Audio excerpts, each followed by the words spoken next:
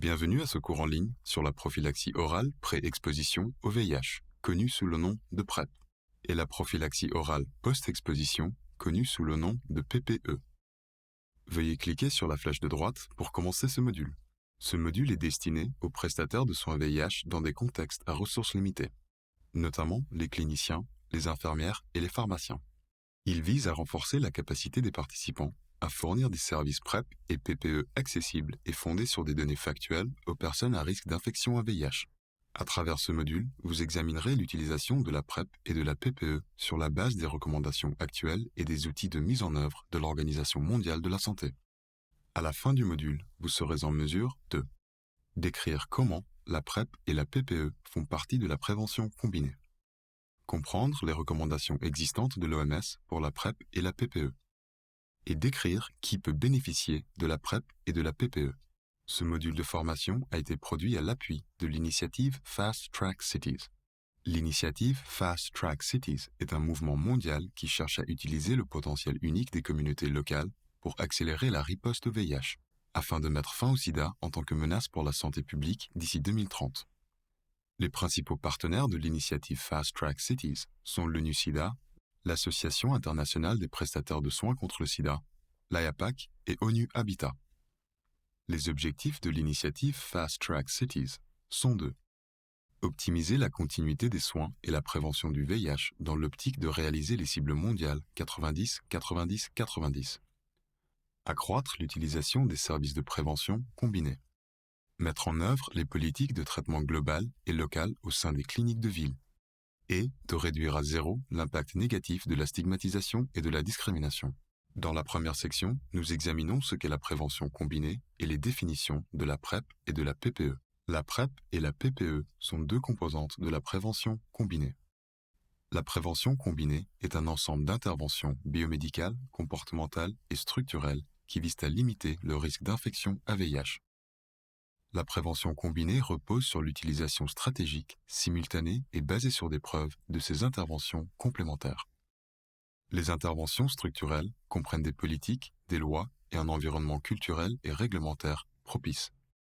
Des transferts d'argent ont également été mis en œuvre dans le cadre de prévention combinée.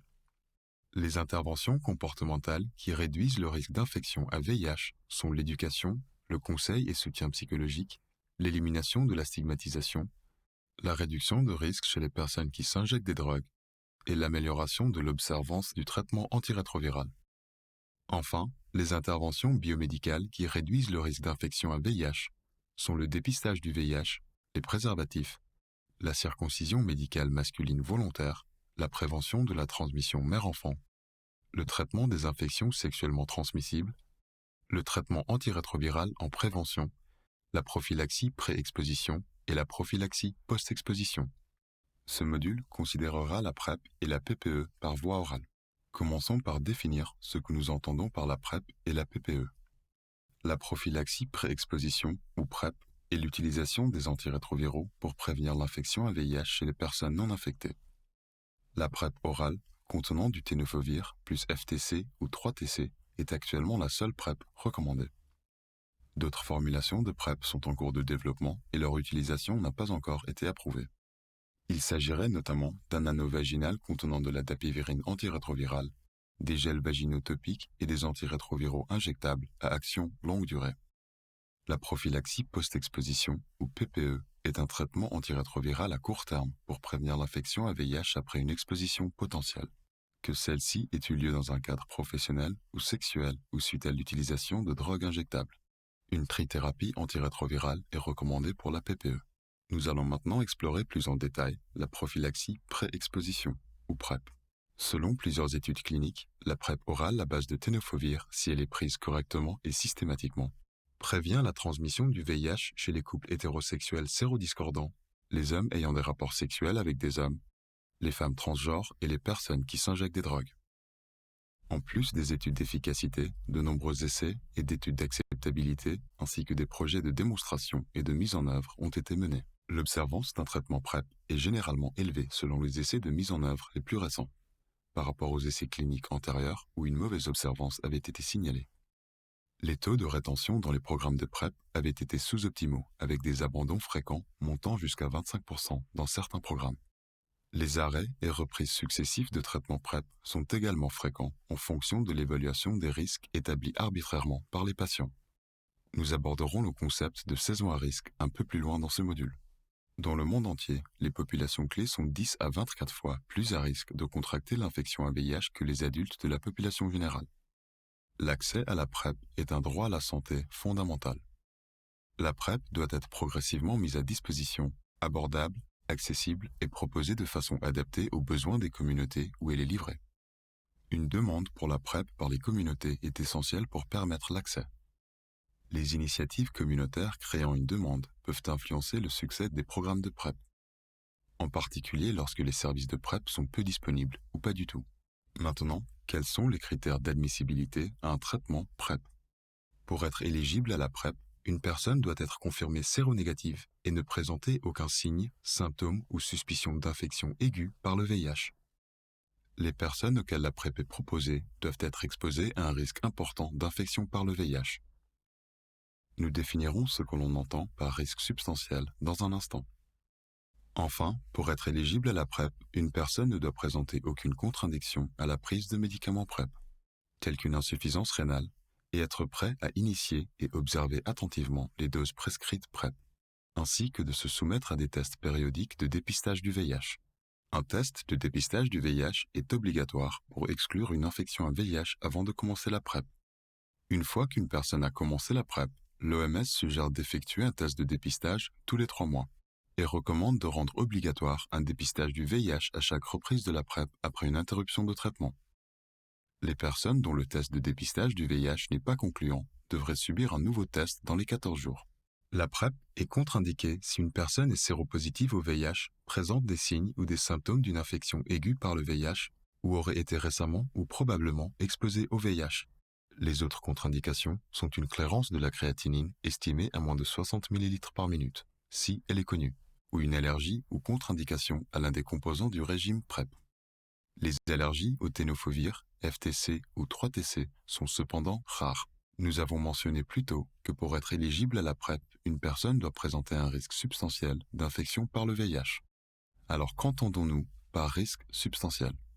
Le partenaire séronégatif dans un couple sérodiscordant court un risque substantiel si la charge virale de son partenaire sexuel séropositif n'est pas supprimée.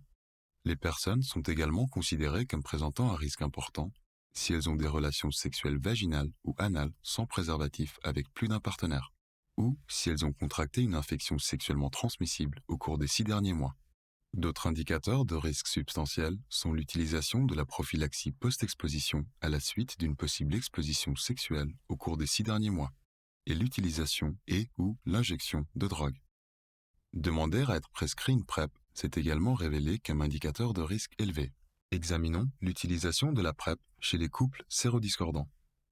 La PrEP peut être envisagée dans les situations suivantes.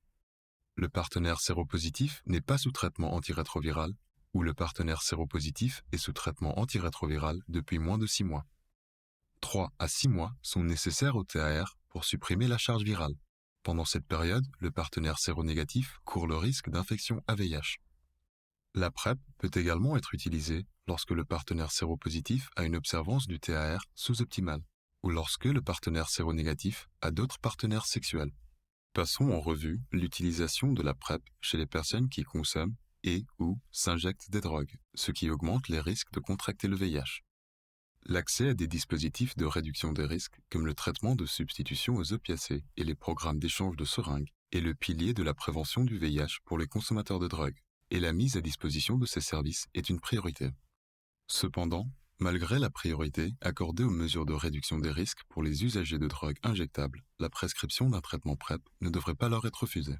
Nous allons maintenant discuter plus en détail de l'infection aiguë par le VIH, comme contre-indication à l'initiation de la PrEP. L'infection aiguë par le VIH est le stade précoce de la maladie qui se développe entre 2 à 4 semaines après l'infection par le VIH. Environ 40 à 90% des patients atteints d'une infection aiguë par le VIH présenteront des symptômes semblables à ceux de la grippe. Ces symptômes ne sont pas spécifiques au VIH et peuvent survenir dans de nombreuses autres infections virales, et certaines personnes peuvent être asymptomatiques. Prenez un moment pour regarder le schéma ci-contre qui illustre certains des signes et symptômes de l'infection aiguë. Ne commencez jamais la PrEP chez toute personne suspectée d'une infection aiguë par le VIH. Voici quelques questions générales pour l'évaluation de l'admissibilité à la PrEP. Toute réponse oui devrait susciter une discussion sur les risques et les avantages de la PrEP. Les questions sont: au cours des 6 derniers mois, avez-vous eu des rapports sexuels avec plusieurs partenaires? Avez-vous eu des rapports sexuels sans utiliser de préservatif? Avez-vous eu des rapports sexuels avec des personnes dont vous ignorez le statut VIH? Avez-vous consommé des drogues injectables ou partagé du matériel d'injection? L'un de vos partenaires a-t-il été exposé à un risque d'infection par le VIH? Et enfin, avez-vous eu des rapports sexuels avec une personne séropositive au VIH? Voici une sélection de quelques questions supplémentaires. Cette fois, une réponse positive peut indiquer une exposition à un risque plus élevé d'infection par le VIH. Les questions sont: avez-vous récemment commencé à avoir des rapports sexuels avec un nouveau partenaire? Avez-vous reçu de l'argent, un logement, de la nourriture ou des cadeaux en échange de rapports sexuels? Ou avez-vous été contraint d'avoir des rapports sexuels? Avez-vous consommé des drogues récréatives ou psychoactives? Avez-vous été forcé de partir de chez vous en raison de votre orientation sexuelle ou d'une situation abusive? Avez-vous perdu une source de revenus qui vous mènerait à avoir besoin d'échanger des rapports sexuels contre un abri, de la nourriture ou un revenu? Et enfin, avez-vous quitté le système scolaire plus tôt que prévu? Maintenant que nous avons discuté de qui devrait être considéré pour la PrEP et les raisons pourquoi certaines personnes ne devraient pas prendre la PrEP, examinons les antirétroviraux recommandés par l'OMS pour une utilisation en PrEP. Les médicaments antirétroviraux disponibles pour la PrEP sont les suivants: l'association de tenofovir 300 mg plus l'emtricitabine ou FTC 200 mg, l'association de tenofovir 300 mg plus l'amivudine ou 3TC 300 mg, ou la tenofovir 300 mg seule. Bien que le tenofovir en monothérapie ou en agent unique puisse être envisagé pour la PrEP, son utilisation est soumise à certaines restrictions. Une méta-analyse de l'OMS et l'étude Partners PrEP ont démontré que le tenofovir en monothérapie était également sûr et efficace que le tenofovir plus FTC, mais uniquement chez les hommes et les femmes hétérosexuels. Les données sur l'utilisation du tenofovir en monothérapie pour la PrEP chez les hommes ayant des rapports sexuels avec des hommes sont limitées. Et il y a eu des cas signalés d'hommes infectés par le VIH alors qu'ils étaient sous traitement de tenofovir en monothérapie pour une infection à l'hépatite B.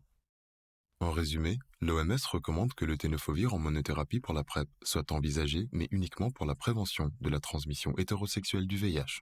Passons maintenant aux effets indésirables de la PrEP. La PrEP est généralement bien tolérée. Un utilisateur de PrEP sur 10 peut avoir des effets secondaires, notamment des nausées, des douleurs abdominales et des maux de tête. Les effets secondaires sont généralement légers et disparaissent au cours du premier mois de prise de PrEP. Une personne sur 200 prenant de la PrEP peut présenter une augmentation de la créatinine associée à la tenofovir.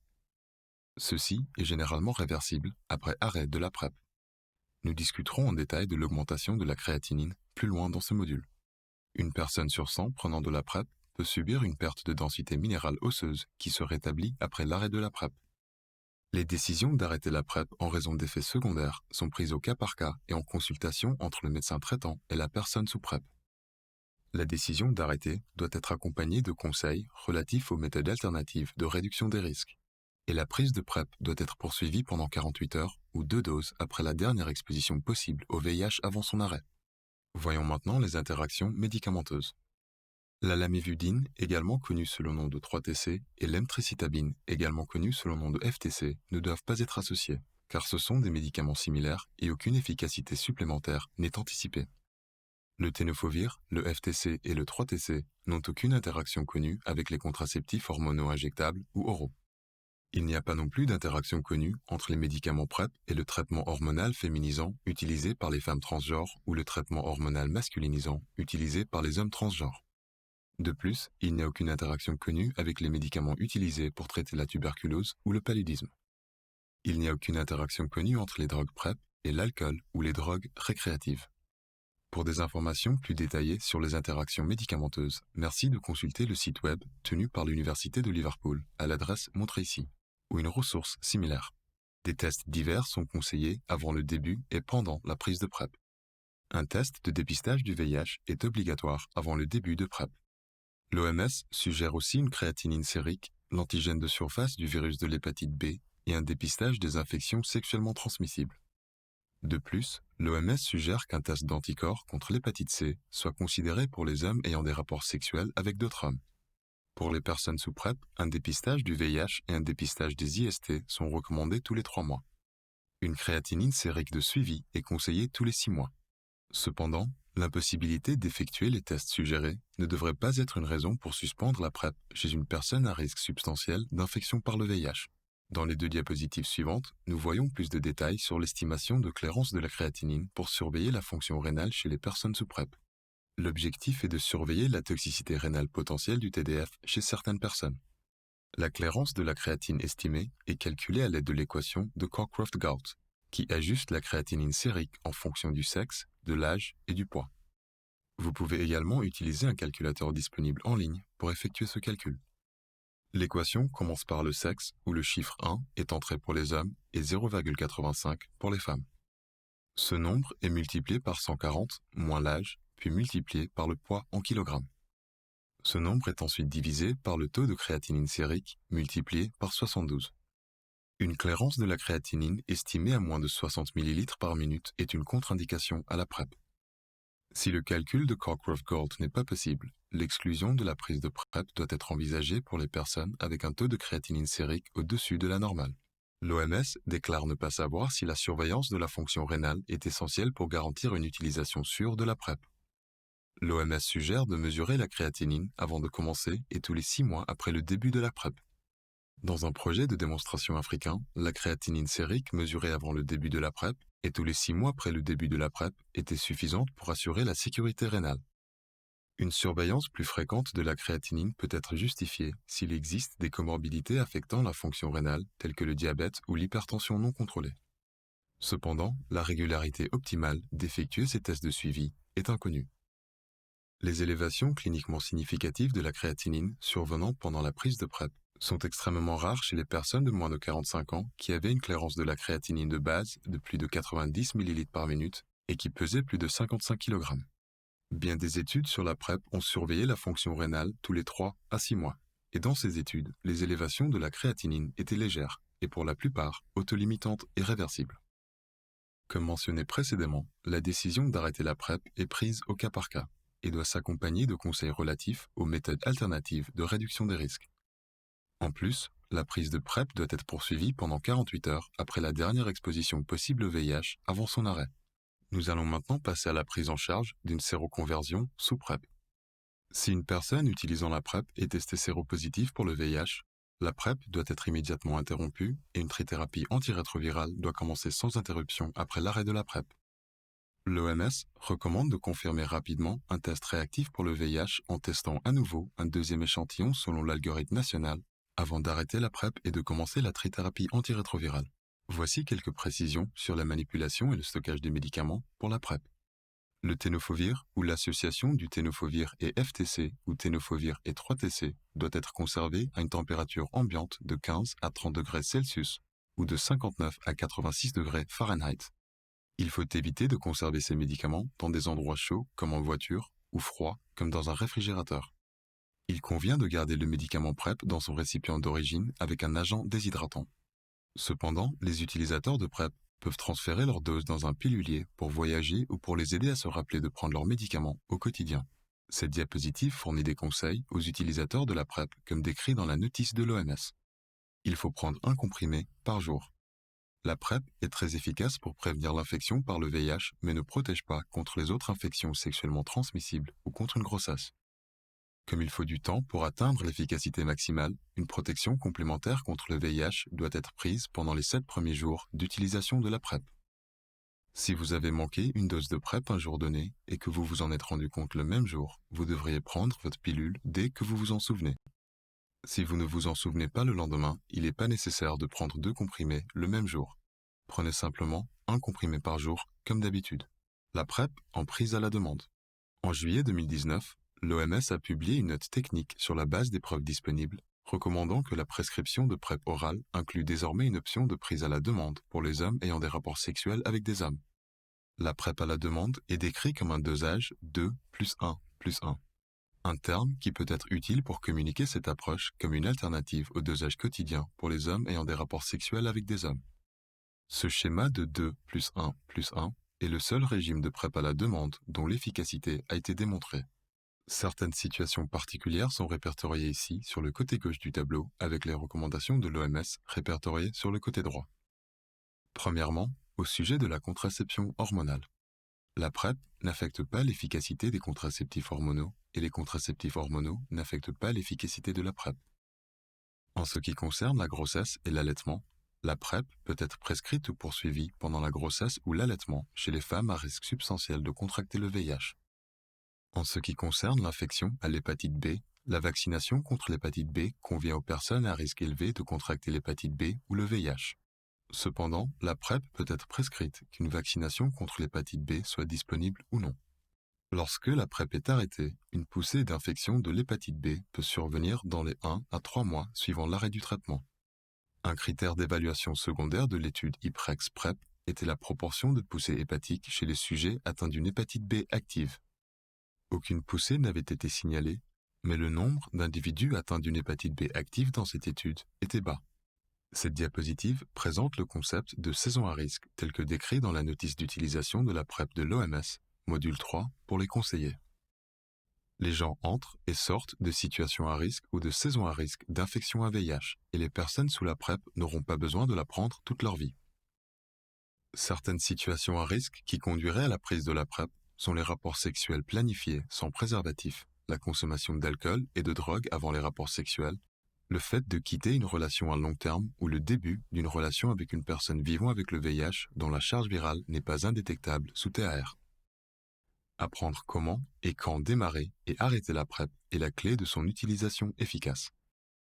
Les séances de conseil sur la PrEP créent une occasion de reconnaître les situations d'exposition possible au VIH et des stratégies de prévention appropriées, et d'informer les utilisateurs de la PrEP sur le moment où la saison des risques passe et la PrEP peut être interrompue. 2 points importants à noter. La PrEP prend au moins 7 jours pour atteindre les niveaux de protection optimaux. La PrEP doit être poursuivie pendant 48 heures, 2 doses après la dernière exposition à risque.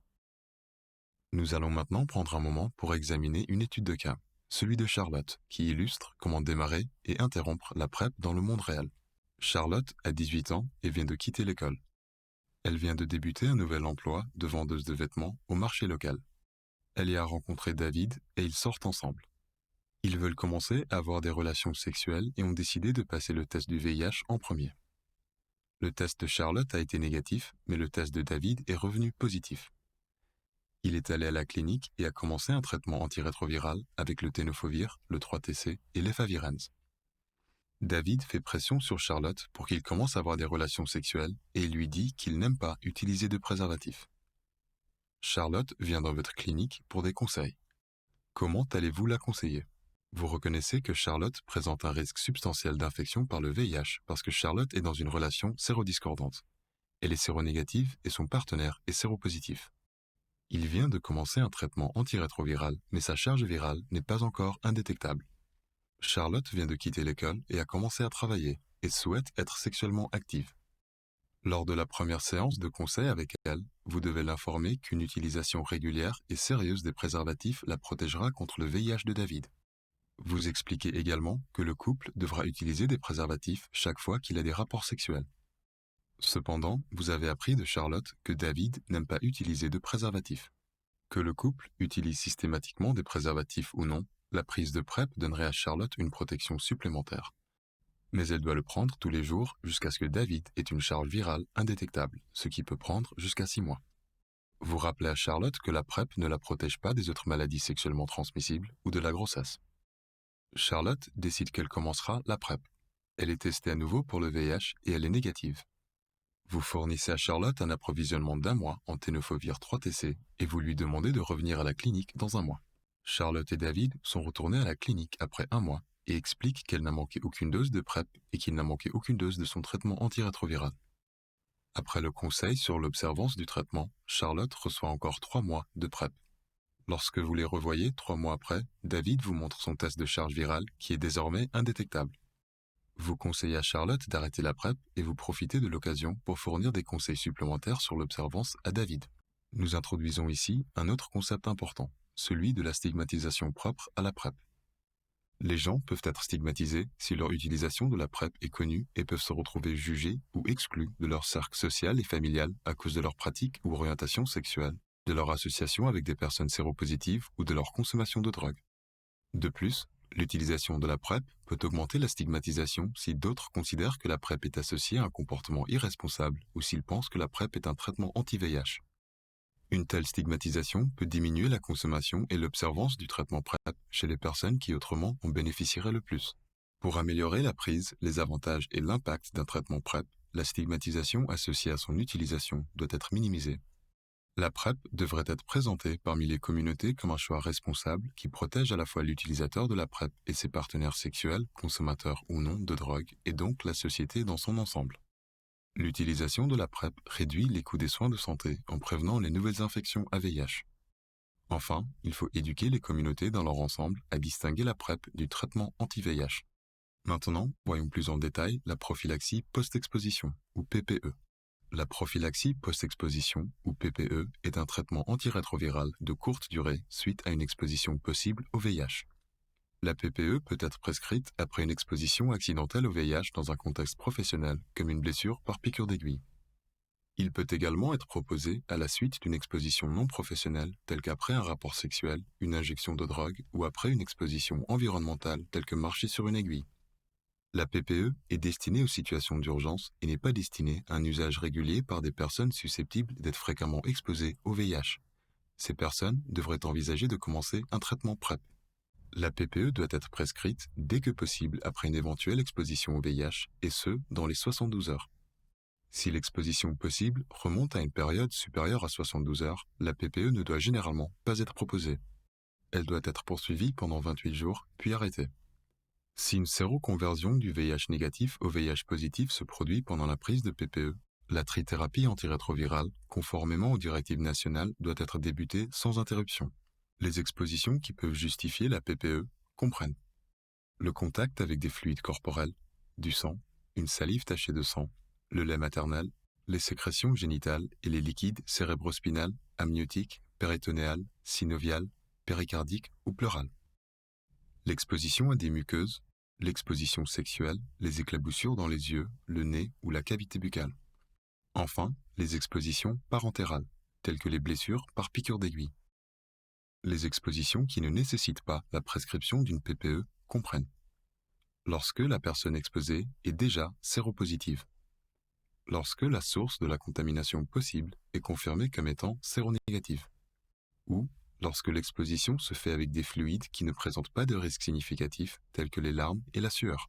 La PPE est destinée uniquement aux personnes séronégatives qui ne connaissent pas leur statut et qui, au cours des 72 dernières heures, croient avoir été exposés au VIH pendant une activité professionnelle par exemple, ont peut-être été exposés au VIH pendant des rapports sexuels, ont été agressés sexuellement ou ont partagé des aiguilles ou du matériel d'injection de drogue. L'OMS recommande une trithérapie antirétrovirale pendant 28 jours pour la PPE. Les schémas suivants sont recommandés pour les adultes et les adolescents. Le tenofovir en association avec 3-TC ou FTC comme régime de base préféré, avec le dolutegravir comme troisième médicament, d'après la mise à jour des lignes directrices de l'OMS en 2018. L'atazanavir, le lopinavir ou le darunavir, potentialisés par le ritonavir, peuvent être considérés comme des alternatives troisième médicament. En 2018, l'OMS a mis à jour ses recommandations sur le troisième médicament préféré pour la PPE, qui est maintenant le dolutegravir, avec une mise en garde sur son utilisation chez les femmes et les adolescentes. Le dolutegravir peut être prescrit aux femmes adultes et aux adolescentes en âge de procréer ou susceptibles de le devenir qui n'utilisent pas ou n'ont pas accès à une contraception systématique et efficace, seulement si elles ont été pleinement informées de l'augmentation potentielle du risque de malformation du tube neural chez les nourrissons, de la conception et jusqu'à la fin du premier trimestre. Dans le cadre des services complets de prophylaxie post-exposition, toutes les adolescentes et les femmes devraient se voir proposer un test de grossesse au début et pendant la prise de PPE. Une contraception d'urgence devrait leur être proposée dès que possible et dans les 5 jours suivant l'exposition sexuelle. Des informations doivent être fournies sur les risques et les avantages du dolutegravir. Pour les femmes et les adolescentes qui ont besoin de PPE et qui ne veulent pas prendre de contraception d'urgence ou de dolutegravir, un troisième médicament ARV alternatif, tel qu'un inhibiteur de la protéase, peut être utilisé. Bien que l'OMS recommande la trithérapie comme schéma thérapeutique préféré pour la PPE, il peut y avoir des situations où seuls 2 médicaments sont disponibles ou le risque de toxicité supplémentaire du troisième médicament l'emporte sur le bénéfice. Dans ces cas, 2 schémas thérapeutiques à base de ténofovir sont une option acceptable, appuyée par des preuves provenant d'études de la PPE sur les animaux, mais aussi d'autres interventions de prévention du VIH sur la base des ARV, telles que la prévention de la transmission mère-enfant et la PrEP. Terminons maintenant ce module. Nous terminons ce module de formation en décrivant brièvement la transition de la prophylaxie post-exposition, la PPE, à la PrEP. Après 28 jours de PPE, la PrEP peut être commencée si le test de dépistage du VIH est toujours négatif et qu'il existe un risque continu et substantiel d'infection par le VIH. Il ne doit y avoir aucun intervalle d'interruption entre la fin de la PPE et le début de la PrEP. Réfléchissons aux informations clés de ce module. Pouvez-vous répondre à ces questions? Quelle est la différence entre la PrEP et la PPE? Qui est admissible à la PrEP?